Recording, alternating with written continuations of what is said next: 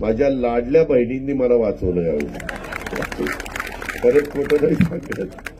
मी ते लोकसभेचा निकाल लागल्यावर विचार करत होतो, याला सरकार तर आलं पाहिजे, 40-50 आपलं आमदार आपल्या बरोबर आले. उद्या ते म्हणले यायला हे घेऊन गेल्यानं आमचं वाटोळं केलं. महाराष्ट्राच्या इतिहासामध्ये 288 पैकी 237 जागा सत्ताधारी पक्षाच्या कधी निवडून आलेल्या नव्हत्या. महाराष्ट्राच्या निर्मितीच्या नंतर पहिल्यांदा तेवढ्या जागा त्या ठिकाणी निवडून आल्या. त्याच्यामुळे 5 वर्ष आपल्या सरकारला कुठला काही धक्का लागायचं कारण नाही. लोकसभेला मला 800 मतं कमी होती आणि आता विधानसभेला मला तिथं 1,500 मतं जास्त आहेत. म्हणजे 5 महिन्यात काय बदल झाला कुणाला माहिती. बारामतीकरांच्या सारखा मतदार देशात सापडणार नाही. ते जवाहर बागेमध्ये मधी दत्ताचं मंदिर होतं. मला नाईलाजास्तव करावं लागलं. मी नास्तिक नाही. मी पंचक्रोशीतील जमलेले सगळे प्रतिष्ठित नागरिक, आमच्या शासनाचा विविध खात्याचा उपस्थित असणारा अधिकारी वर्ग, प्रांत, चीफ ऑफिसर, सगळेच अधिकारी वर्ग, जमलेल्या बंधू भगिनींनो, माझ्या तरुण मित्रांनो, खरं तर तुम्हाला असं वाटलं असेल की आज इतक्या लवकर कार्यक्रम का घेतला. काल मी बारामतीला तुम्ही जे प्रचंड मताधिक्याने मला महाराष्ट्राच्या विधानसभेमध्ये 8व्यांदा पाठवलं, त्याबद्दल बारामतीकरांचे आभार मानण्याच्या करता मी काल तारीख दिलेली होती. परंतु मुख्यमंत्र्यांनी काल मंत्रिमंडळाचा राहिलेला विस्तार करायचं ठरवलेलं होतं आणि काही अचानक कारणांनी तो कालचा कार्यक्रम आज केलेला आहे. त्यामुळं सकाळी सकाळी कार्यक्रम घ्यावा लागलेला आहे. हे जी नोंद कृपा करून आपण सगळ्यांनी घ्यावी. आज दुपारी 4 वाजता राहिलेल्या महाराष्ट्राच्या विधानसभेच्या मंत्रिमंडळाचा शपथविधी होणार आहे आणि उद्यापासून 1 आठवड्याचं अधिवेशन दरवर्षीच्या प्रथेप्रमाणे नागपूरला हिवाळी अधिवेशन भरत असतं ते होणार आहे. सध्या हिवाळी अधिवेशन पार्लमेंटचं, राज्यसभा आणि लोकसभेचं पण चाललेलं आहे. आज बारामती बदलतीये. तुम्ही सगळ्यांनी, महाराष्ट्रातल्या जनतेने देखील दुसऱ्यांदा महायुतीचं सरकार आणण्याच्या करता प्रचंड मोठ्या प्रमाणावर मतदान केलं, आम्हाला निवडून दिलं. विरोधक आता रणीचा डाव खेळतायत, ईव्हीएम मशीनबद्दल तक्रार करतायत. लोकसभेच्या निवडणुकीच्या निमित्तानं आमच्या महायुतीच्या 11 जागा 17 जागा निवडून आल्या आणि 31 जागा आघाडीच्या निवडून आल्या. त्यावेळेस आम्ही मान्य केलं. आता बारामतीतच बोलायचं म्हटलं तर बारामतीमध्ये 386 बूथ आहेत. त्या 386 बूथमध्ये आपल्याला लोकसभेला मी उमेदवार जो दिलेला होता त्याला 4 बूथमध्ये फक्त पुढं होतं. 384 बूथमध्ये ते मागं होते आणि आता मी 4 बूथमध्ये मागं येते, एकात 5 मतांनी, एकात 7 मतांनी, एकात काहीतरी असंच थोड्याफार मतांनी, आणि 384 बूथमध्ये पुढं आहे. त्याच्यामध्ये अर्थात हे सगळं योगदान बारामतीकरांचं मी ते आयुष्यभर विसरू शकत नाही. पण त्याच्यामुळे कधी आल्यानंतर पुन्हा तुम्ही 1 लाखाच्या पेक्षा जास्त मताधिक्याने विजयी मला केले. मी 22 तारखेला तुमचे आभार मानण्याच्या करता अधिवेशन संपल्यानंतर संध्याकाळी येणार आहे. त्यावेळेस मी मला जे काय विस्तृतपणे बोलायचं मी ते त्या ठिकाणी बोलीनच. परंतु बारामतीकरांच्या सारखा मतदार देशात सापडणार नाही. कारण मला आत्ताच एक जण सांगत होता, तुम्ही बहुतेक जण राहता तिथं लोकसभेला मला 800 मतं कमी होती आणि आता विधानसभेला मला तिथं 1,500 मतं जास्त आहेत. म्हणजे 5 महिन्यात काय बदल झाला कुणाला माहिती. 800 मतांनी मायनस असलेला भाग 1,500 मतांनी प्लसनी जातो. अर्थात तुम्ही मतदार राजा आहे, त्याच्याबद्दल मला काही बोलण्याचा अधिकार नाही. तो तुमचा हक्क आहे, तो तुमचा अधिकार आहे. विकासाची कामं करणं हा आमचा प्रश्न आहे, आमचा अधिकार आहे. आज आता तुम्ही 5 वर्षाच्या करता जबाबदारी टाकली. स्थिर सरकार आहे, स्टेबल सरकार आहे.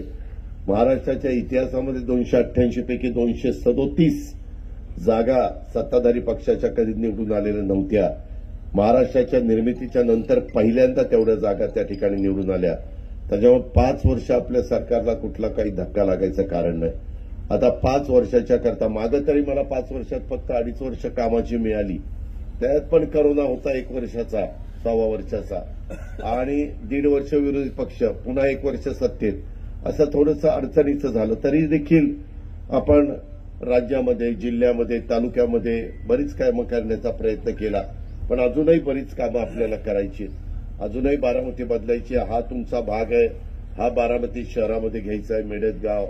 त्याच्यामध्ये वेगवेगळा मतप्रवाह असू शकतो, परंतु शेवटी त्याच्यात व्यवस्थितपणे प्लॅनिंग व्हायचं असेल, रस्ते व्हायचे असतील, अंडरग्राऊंड ड्रेनेज व्हायचं असेल, पाईपलाईन अंडरग्राऊंड व्यवस्थित व्हायची असेल, पिण्याचा पाण्याचा प्रश्न, रस्त्याचा प्रश्न, मूलभूत ज्या गरजा असतात, मूलभूत गरजा त्या जर सोडवायच्या असतील, उद्या इथं कुठं मंडई, भाजी मंडई देखील करावी लागणार, वेगवेगळ्या सेक्टरमधनं आणि काही ठिकाणी CSR मधनं देखील मदत, अशा पद्धतीनं आपण पुढे जाऊ.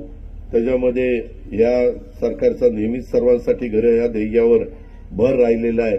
मुख्यमंत्री आवास योजना असेल, पंतप्रधान आवास योजना असेल, तसेच सहकारी संस्थांना मदत करण्याच्या करता अनेक योजनांच्या मध्ये आम्ही प्रत्येक नागरिकाला हक्काचं घर देण्याच्यासाठी त्या ठिकाणी प्रयत्नशील आहेत.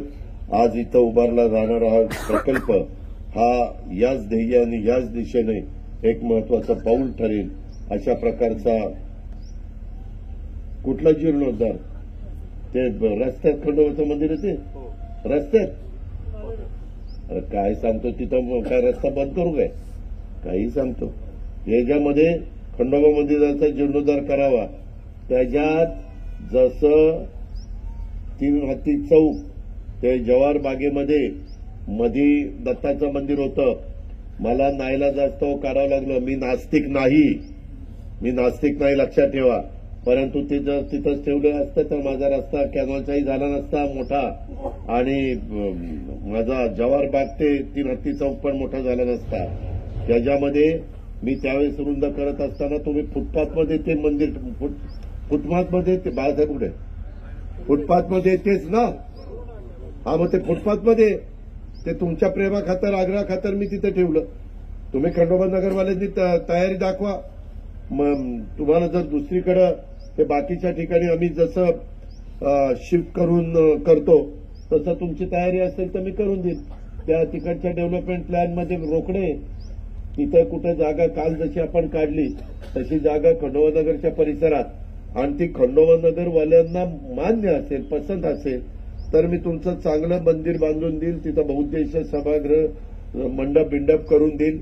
पण तो तुमचा अधिकार आहे. पुन्हा म्हणाल त्या आला हे आलं ना आमचं मंदिर पाडून टाकलं, माझ्या नावाने पावती फाडू नका, हा तुमचा अधिकार आहे. सकाळची वेळ असताना पण माझ्या मायमाऊली पण मोठ्या प्रमाणात आल्या. माझ्या लाडल्या बहिणींनी मला वाचवलं यावेळी, खरंच खोटं नाही सांगत. मी ते लोकसभेचा निकाल लागल्यावर विचार करत होतो, याला सरकार तर आलं पाहिजे, 40-50 आपले आमदार आपल्याबरोबर आले, उद्या ते म्हणजे यायला हे घेऊन गेल्यानं आमचं वाटोळं केलं. त्याच्यामुळे त्यांचंही वाटोळं व्हायला नको आणि आपलंही वाटोळं व्हायला नको, त्याच्याकरता आम्ही तो विचार करत होतो. परंतु चांगल्या चांगल्या लाभाच्या योजना आणि गरिबाकरता देण्याचा आम्ही प्रयत्न केला. त्याचं आमच्या बहिणींनी स्वागत चांगलं केलं. आणि मग बहिणींनी आमच्या मेवण्यांचंही ऐकलं नाही. आज जाऊन कुठं बटणं दाबायची तिथं दाबली. आमच्या मेवण्यांनी बटणं जरा दुसरीकडेच दाबली, पण इकडनंच बटणं जोरात दाबल्यामुळं आम्ही सगळे चांगल्या मताधिक्याने निवडून आलो. काही ठिकाणी काही तिथल्या स्थानिक प्रश्नामुळं 19-20 झालं, पण एकंदरीत उलट आमची जबाबदारी आता वाढलेली आहे की आता कुठलंच कारण मतदारांनी ठेवलं नाही की बाबा इथं आम्ही कमी पडलो म्हणून आमचं काम होत नाही. उलट तुम्ही 100% यशस्वी झाला. आता आमची जबाबदारी आहे की 5 वर्ष तुम्ही टाकलेला जो मतांचा बोजा आहे, मतांचा भार आहे, तो भार कसा आपल्याला हलका करता